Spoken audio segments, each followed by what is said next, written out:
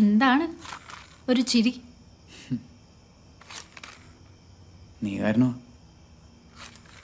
Vandana. Thanks for having my back. അച്ഛൻ്റെ operation നടത്തിയല്ലോ, ഇപ്പോഴൊരു സമാധാനമായി.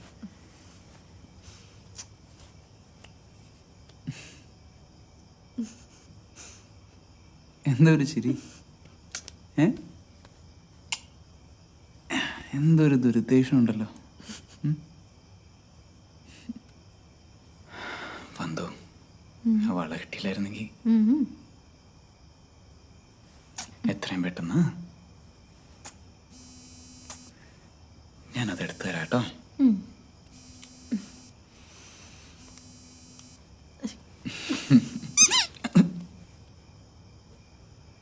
അവനവിടെ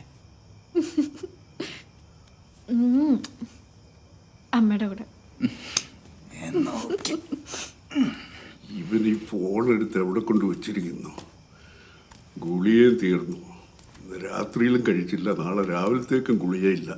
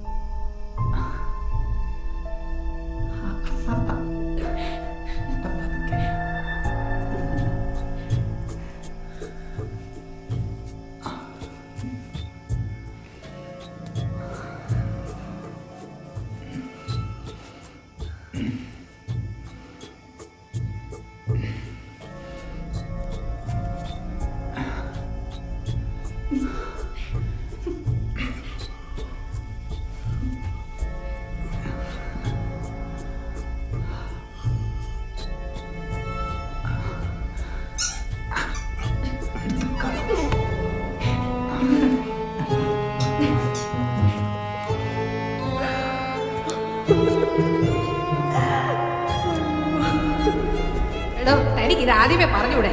ഇതിലും ഭേദം ആ കറങ്ങാത്ത ഫാനായിരുന്നു.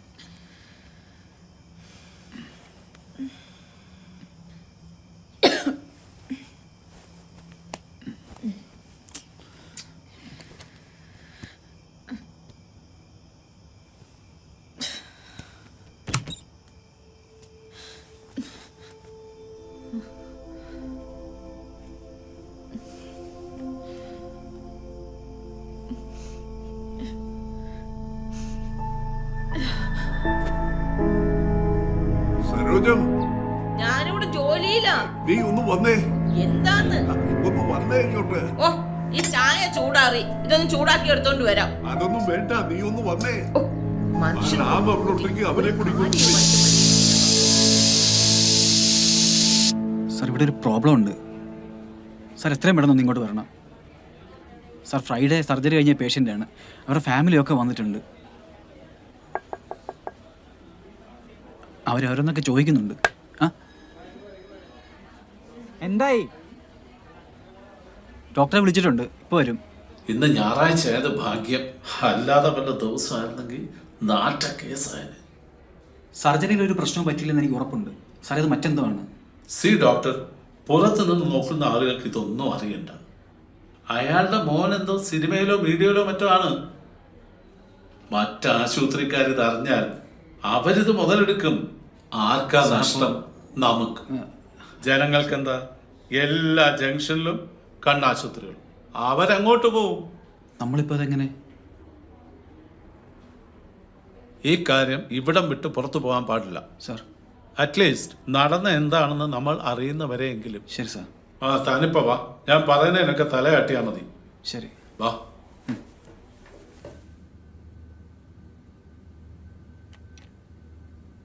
എടുത്തോളൂ. അങ്ങോട്ടിരിക്കാം. ഇദ്ദേഹത്തിന്റെ കാര്യത്തിൽ കണ്ണിലെന്തോ ഫ്ലൂയിഡ് വന്ന് അറിഞ്ഞിരിക്കുകയാണ്. അതാണ് കാഴ്ച കംപ്ലീറ്റ് ബ്ലോക്ക് ആയിരിക്കുന്നത്. അതെങ്ങനെയാ ഡോക്ടർ? അതിപ്പോൾ എങ്ങനെ നമുക്ക് പറയാൻ പറ്റും? ഫ്രൈഡേ 15 സർജറിയാണ് ഇവിടെ നടന്നത്. ഇദ്ദേഹത്തിന് മാത്രമാണ് പ്രശ്നം. സർജറിയുടെ പ്രശ്നമാണെങ്കിൽ എല്ലാവർക്കും വരണ്ടേ? ശരീരത്തിൽ എവിടെയെങ്കിലും എന്തെങ്കിലും കൃമികളുണ്ടെങ്കിൽ ബോഡിയിൽ ഒരു പ്രൊസീജിയർ നടക്കുമ്പോൾ അത് അവിടെ എത്താനുള്ള സാധ്യത കൂടുതലാണ്. ഇനിയിപ്പോൾ നമ്മൾ എന്താ ചെയ്യണ്ടേ? നമുക്ക് ഇദ്ദേഹത്തെ ഇന്ന് ഇവിടെ അഡ്മിറ്റ് ചെയ്യാം. ഇൻഫെക്ഷൻ ആയതുകൊണ്ട് ആരും വരുവാൻ പോകുന്നും വേണ്ട, ഒറ്റയ്ക്കായിരിക്കണം. ഇൻഫെക്ഷൻ പൂർണ്ണമായി മാറുന്നത് വരെ എല്ലാ റിസ്ക്കും അവോയ്ഡ് ചെയ്യും. പിന്നെ ഫോൺ യൂസ് ചെയ്യണ്ട. ഫോൺ ചുമ്മാ നോക്കിക്കൊണ്ടിരുന്നാലും സ്ട്രെയിനാണ്. ഞങ്ങളുടെ ഒരാൾ എപ്പോഴും കൂടെ ഉണ്ടാവും. ടെൻഷൻ അടിക്കേണ്ട കാര്യമേ ഇല്ല. ഇന്ന് ആ കണ്ണിൻ്റെ ഫ്ലൂയിഡ് എടുത്ത് ടെസ്റ്റിന് അയക്കണം. മറ്റന്നാൾ അതിൻ്റെ റിസൾട്ട് കിട്ടും. ബാക്കി നമുക്ക് അപ്പോൾ നോക്കാം. ഇപ്പം ആളെ ഐസൊലേഷനിലേക്ക് മാറ്റാമല്ലോ അല്ലേ?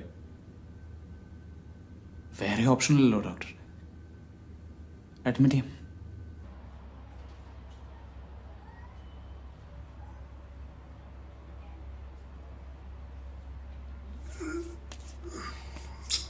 കൈകൊണ്ട് തൊടല്ല അച്ഛാ.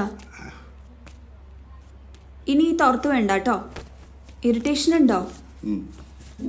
ഇനി 2-3 ദിവസത്തേക്ക് ഈ തുള്ളിമരുന്ന് കണ്ണിൽ ഒഴിക്കണം. വേദന എന്തെങ്കിലും തോന്നുന്നുണ്ടോ? ഇല്ല.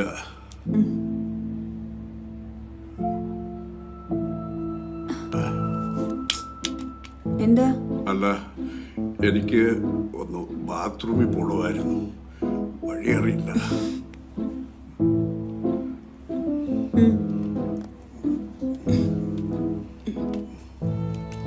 ഫോൺ അധികം ഉപയോഗിക്കണ്ടെന്നാ ഡോക്ടർ പറഞ്ഞിരിക്കുന്നത്. കണ്ണിനധികം സ്ട്രെയിൻ കൊടുക്കണ്ട. എന്തെങ്കിലും ഫോണിന്റെ ആവശ്യം ഉണ്ടെങ്കിൽ എൻ്റെ അടുത്ത് പറഞ്ഞാൽ മതി കേട്ടോ. എന്താച്ചാ കൈ അടങ്ങിയിരിക്കൂലേ?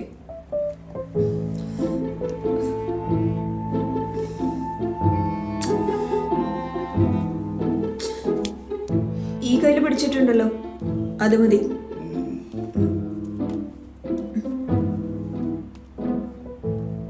ഓ, അത്ര ഡിമാൻഡ് ആണെങ്കിൽ ഇനി എന്നെ സഹായിക്കണ്ട. ഞാൻ തന്നെ ചെയ്തോളാം എല്ലാം.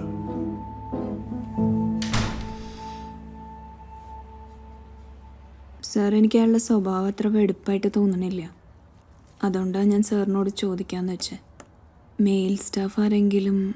ഇത് നമ്മുടെ റെപ്യൂട്ടേഷനെ ബാധിക്കുന്ന പ്രശ്നമായതുകൊണ്ടാണ് വിശ്വാസമുള്ള ഒരാളെ ഇത് ഏൽപ്പിക്കാൻ പറ്റത്തുള്ളൂ. And for me you are the best choice. Sir, എന്നാലും 2-3 ദിവസമൊക്കെ വീട്ടിൽ നിന്ന് മാറി നിൽക്കാന്ന് പറഞ്ഞാൽ അതും അയാളെപ്പോലെ ഒരാളുടെ ഒപ്പം. സി, അനീഷയുടെ ഓവർ ടൈമിന് ഞാൻ എന്തായാലും പേ ചെയ്യുന്നുണ്ട്. അതുപോലെ ഓക്കെ. Okay sir.